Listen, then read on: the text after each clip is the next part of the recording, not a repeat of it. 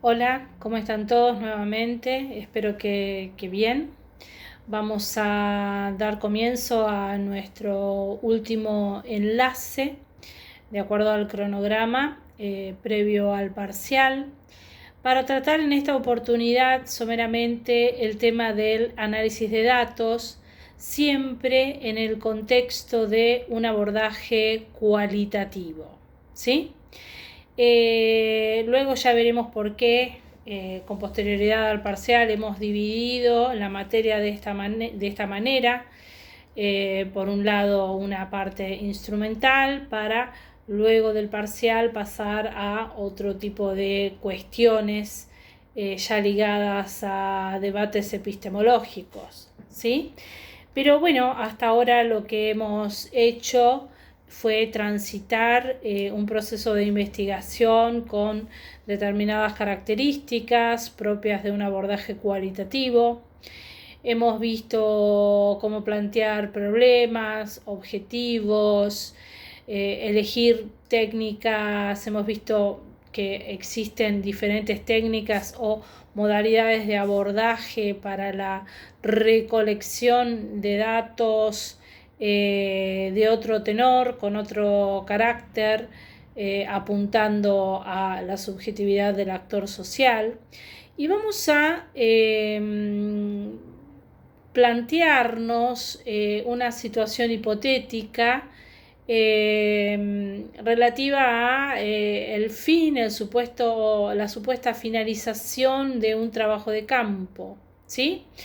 En primer lugar, lo que tendríamos que mencionar es que desde una perspectiva cualitativa, la noción del dato es altamente cuestionada, ¿sí?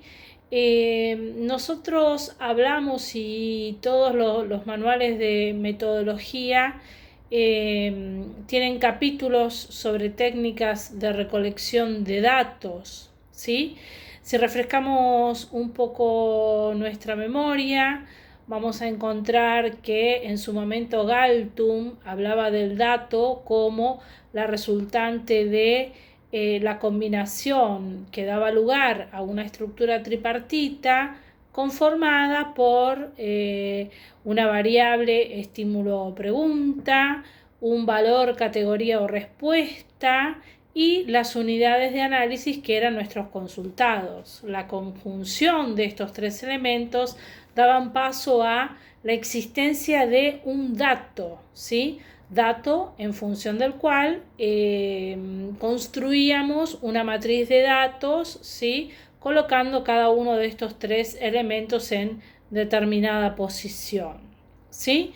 Después también teníamos los aportes de Renata Mainz, que nos va a decir o va a definir al dato como a un registro. Este es un detalle nada menor, ¿sí? A un registro conceptualmente estructurado o conceptualmente condicionado que refleja las características observacionales de una determinada población, ¿sí? Y bueno, yo estoy trayendo a la memoria estas definiciones de dato, dado que de la mano de estas definiciones del dato ha existido una tendencia a naturalizar al dato como a algo que existe independientemente del investigador, ¿sí? De modo tal que los datos pareciera ser que tienen una vida propia, ¿sí? Una entidad propia, y es el investigador el que sale, ¿sí? Con una canasta a recogerlos, olvidándonos que detrás de un X dato existe un marco ideológico, un marco epistemológico, existen una serie de supuestos básicos subyacentes en relación a la concepción de qué es la realidad y cómo se la aborda, ¿sí? Es decir, que el dato debe ser concebido desde una perspectiva más cercana a el abordaje que estamos realizando nosotros como una construcción que no existe más allá de el investigador quien es el responsable de esa construcción. Entonces, el dato es una construcción o podríamos decirlo de modo contrario, el dato no es un registro inofensivo, tampoco es un registro objetivo y tampoco es una información desprovista, ¿sí? O al margen de cuestiones ideológicas y valorativas. Es por eso, insisto, que nosotros vamos a estar más bien alineados en la idea del dato como una construcción, ¿sí? En la cual, por supuesto, va a intervenir, ¿sí?, la subjetividad del investigador, quien es el que los recoge o más bien el que los construye, ¿sí? Entonces, en materia de análisis de datos vamos a hacer una pequeña diferenciación entre qué se entiende por el análisis de datos en un abordaje cuantitativo y uno cualitativo, ¿sí? En un abordaje cuantitativo, el trabajo de campo tiene una fecha de inicio y de fin, y en el análisis de datos también lo tiene, ¿sí? Son etapas totalmente independientes y compartimentadas del proceso de investigación. Todo lo contrario va a ocurrir en un abordaje cualitativo, donde más allá de las técnicas de construcción del dato que estemos utilizando, la flexibilidad que caracteriza estos diseños nos permite realizar, como ya mencionamos en alguna oportunidad, reiteradas entradas y salidas del campo para, a través de estas tomas de distancia provisionales con el fenómeno, realizar análisis provisionales que nos permiten reingresar al campo para seguir nuestra pesquisa, ¿sí? Bueno, entonces, lejos de representar una etapa con fecha de inicio y fecha de finalización, la recolección, la construcción de datos en un abordaje cualitativo es una etapa sin límites precisos, ¿sí? Pero bueno, independientemente de esto, llega un momento donde sí se determina la finalización del trabajo de campo. Esto suele ocurrir cuando se alcanza lo que hemos llamado en su momento el punto de saturación, es decir, cuando recoger más información no aporta nada nuevo. Entonces, llegado ese momento, podemos cerrar el trabajo de campo o reorientar la búsqueda hacia otro escenario. Ahora bien, parándonos en el hipotético caso de haber alcanzado este punto de saturación, vamos a sumergirnos, ¿sí?, en la etapa de análisis propiamente dicha.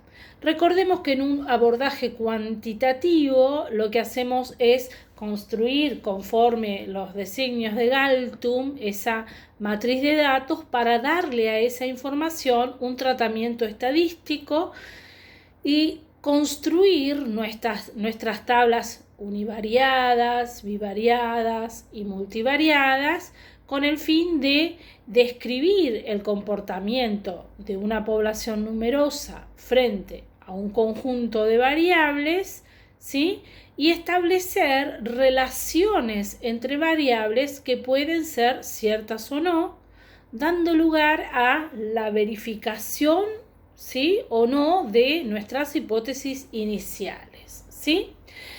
Nosotros en los abordajes cualitativos también solemos valernos de la matriz, pero es una matriz de corte cualitativo, donde sí vamos a conservar de la clásica matriz de datos la estructura.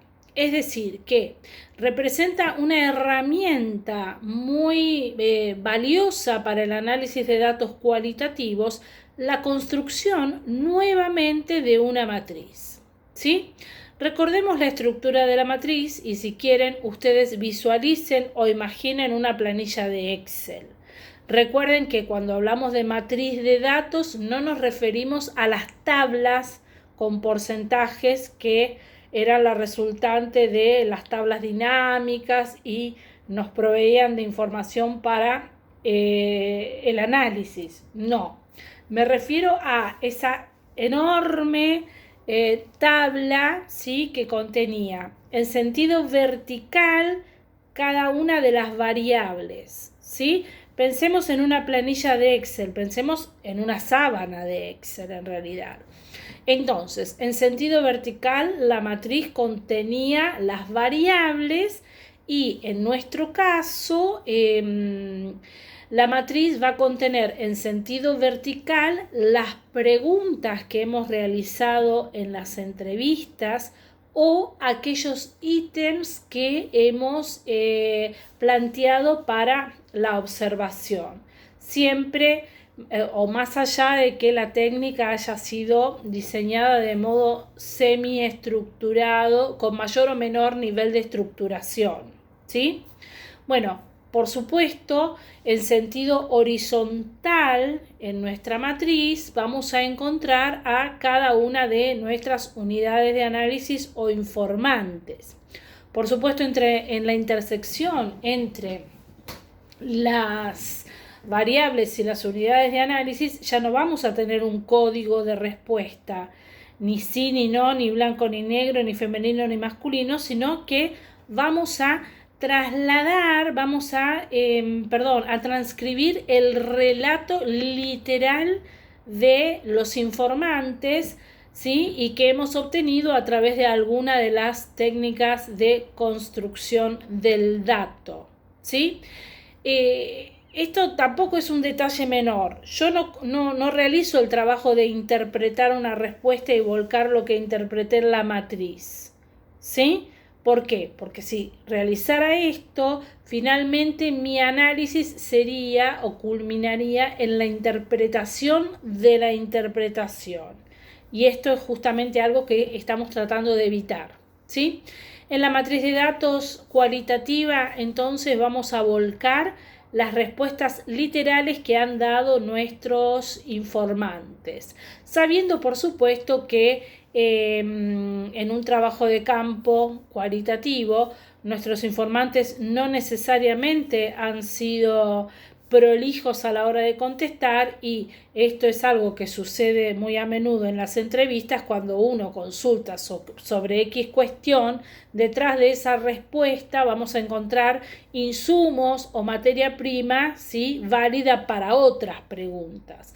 Entonces, la matriz nuevamente va a ser una forma válida para el investigador para ordenar la información y dispararla hacia el eje temático que corresponda, independientemente de en qué momento de la entrevista el informante haya brindado esa información. Quizás es una obviedad, pero bueno, si yo no hiciera este trabajo de acomodar la información en el eje temático que corresponde, ¿sí?, vamos a encontrar luego información en celdas que no se va a usar, ¿sí?, porque no corresponde a ese tema, y luego vamos a tener celdas en blanco, ¿sí? Entonces es un pequeño trabajo de ordenamiento de la información, ¿sí? Bueno, entonces queda claro que en nuestros trabajos exploratorios y predominantemente inductivos, nosotros lo que vamos a hacer es basarnos en este relato para, a partir de ese análisis, tratar de identificar llegado el caso, variables. Vamos a definir a este proceso de análisis como aquel a través del cual el investigador intenta ir más allá de la información obtenida para acceder a la comprensión y la interpretación del fenómeno que está estudiando, tal cual planteamos desde un inicio, ¿sí? Entonces, pensemos en un hipotético final de trabajo de campo, en una construcción de matriz que nos permite despojarnos de las observaciones y de las entrevistas en todos o cualquiera de sus soportes y concentrar la información en una matriz, ¿sí? Entonces, ¿qué tenemos hasta ahora? Tenemos, por supuesto, un problema de investigación, tenemos ciertos objetivos, tenemos un marco teórico orientativo y tenemos una guía de pautas, ¿sí? Una guía de preguntas o tópicos, ¿sí? A través de los cuales hemos recogido información y a partir de este momento vamos a entrar en esta etapa donde vamos a cargar de sentido, ¿sí? a esta información, ¿sí?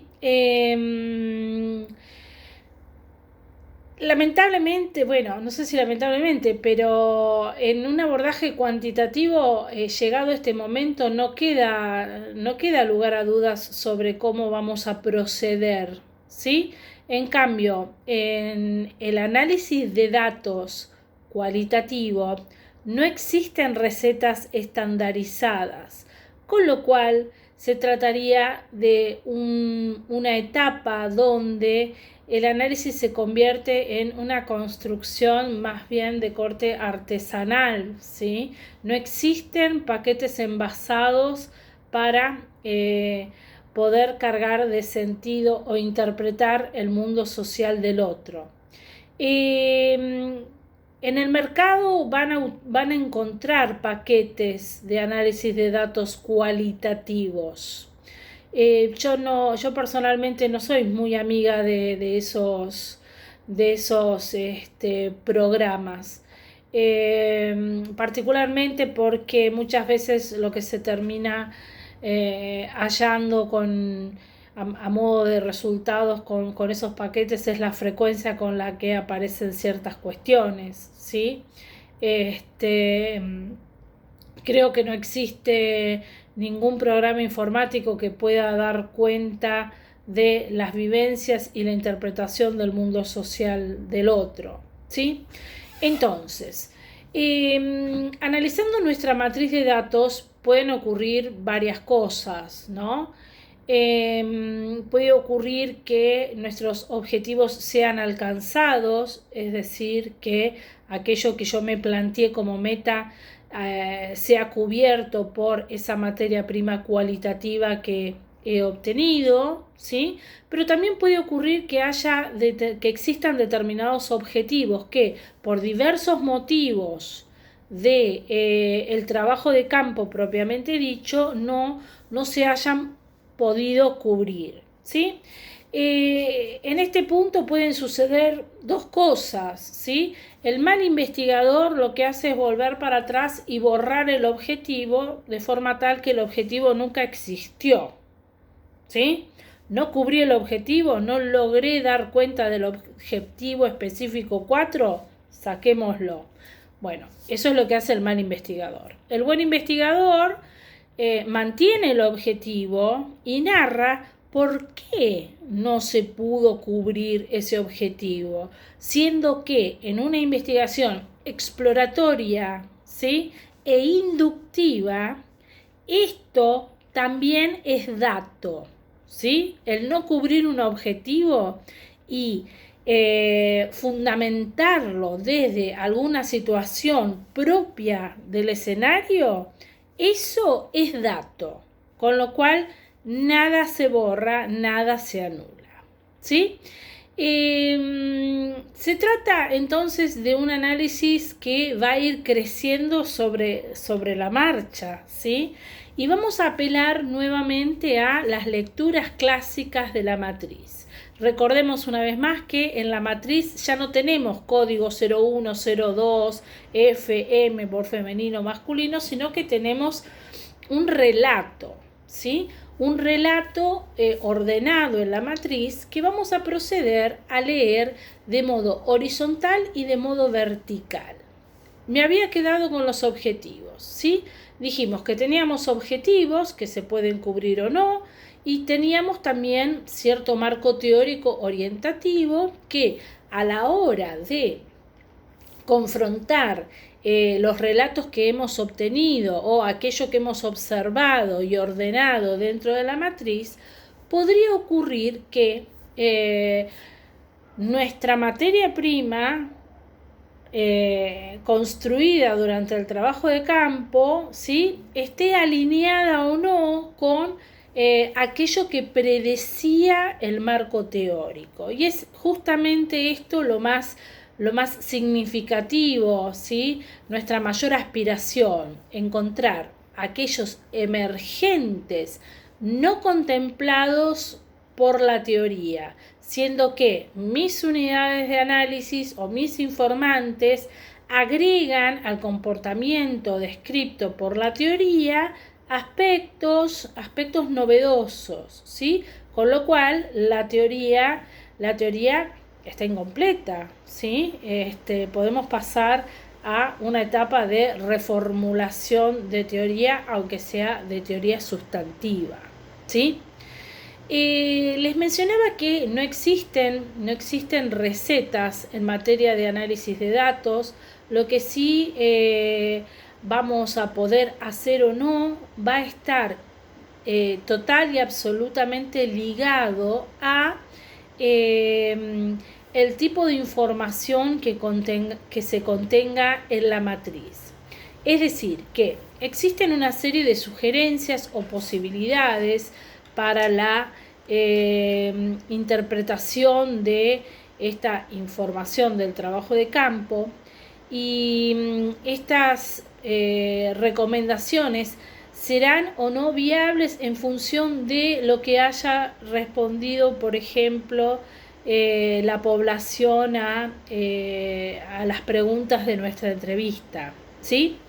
Una de las estrategias que se suele usar desde los años 60, más específicamente desde el año 67, es la propuesta diseñada por Glasser y Strauss, denominada teoría fundamentada.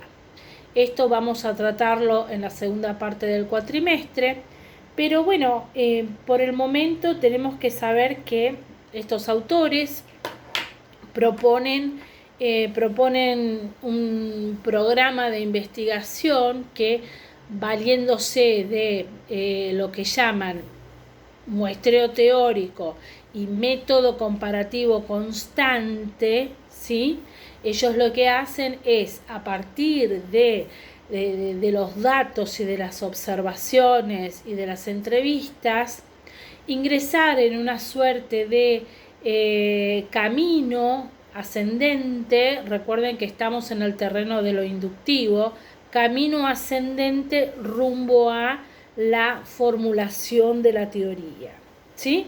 Entonces es justamente basándose en el análisis de estas observaciones particulares que ellos pretenden, camino inductivo, comenzar una espiral ascendente rumbo hacia la redacción de la teoría.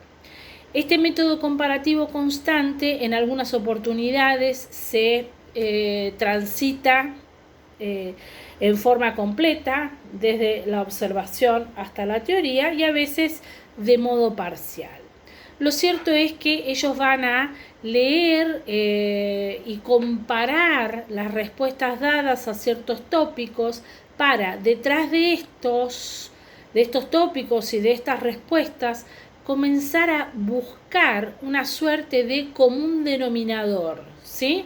Pensemos nuevamente en la metáfora de la matriz de datos en Excel. Si yo leyera verticalmente todas las respuestas dadas por mis 25 entrevistados frente a una determinada pregunta, podría ocurrir, ¿sí? Pueden ocurrir dos cosas, ¿sí? por fuera de la teoría fundamentada, en primer lugar, puede ocurrir que todos contesten lo mismo, ¿sí? Podría ser que las vivencias, lejos de presentar distintos aspectos, obedezcan a un patrón y que exista una regularidad, ¿sí? En la forma de atravesar una situación o vivenciar un episodio, ¿sí? Pero bueno, independientemente de esto, al leer verticalmente todo lo que se ha respondido frente a, el acompañamiento familiar de la educación de los niños en pandemia, podrían empezar a surgir de las respuestas algunos comunes denominadores que nos permitan hablar de subgrupos de, por ejemplo, padres frente al acompañamiento escolar, ¿sí? A esto Glasser-Strauss lo denominan categoría inicial. A posteriori, siguiendo con el método comparativo constante, lo que van a hacer los autores es asociar o definir para cada una de estas categorías iniciales cuáles son las propiedades, ¿sí? O sea, que van a dar de ese hallazgo o de esos hallazgos que han permitido agrupar a los entrevistados en categorías iniciales, van a decir cuáles son las propiedades bajo las cuales se presenta cada una de esas categorías, ¿sí? Esta categorización junto a sus propiedades van a permitir en otra instancia, en un nivel más profundo de este método comparativo constante, comenzar a diseñar o a construir una teoría, pero siempre partiendo de la base de que estamos en el terreno del camino inductivo con un enfoque cualitativo. Estas teorías, en primer lugar, se trata de teorías sustantivas, es decir, teorías que son válidas para ese contexto en el cual han surgido, ¿sí? No podemos hablar de teorías generales producto de la necesidad de este salto de la inducción hacia la generalización, ¿sí?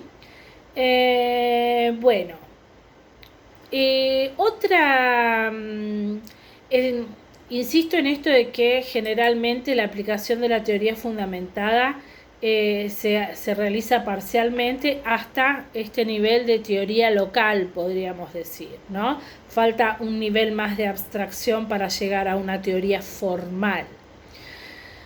Bueno, entonces, sigamos con otras posibilidades dentro del análisis de datos, ¿sí?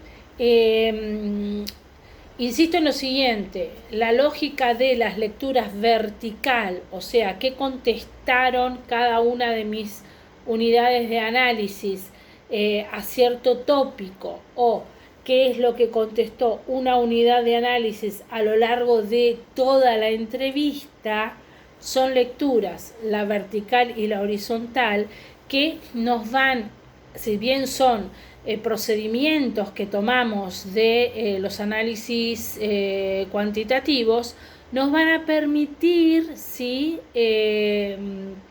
Valernos, ¿sí? De un cierto ordenamiento a la hora de presentar los hallazgos del abordaje cualitativo. Otra posibilidad, en cierta medida emparentada con la anterior, es la construcción de tipologías. Para continuar con las tipologías vamos a hacer un pequeño corte porque el enlace ya lleva demasiado tiempo. Corto y arranco de vuelta.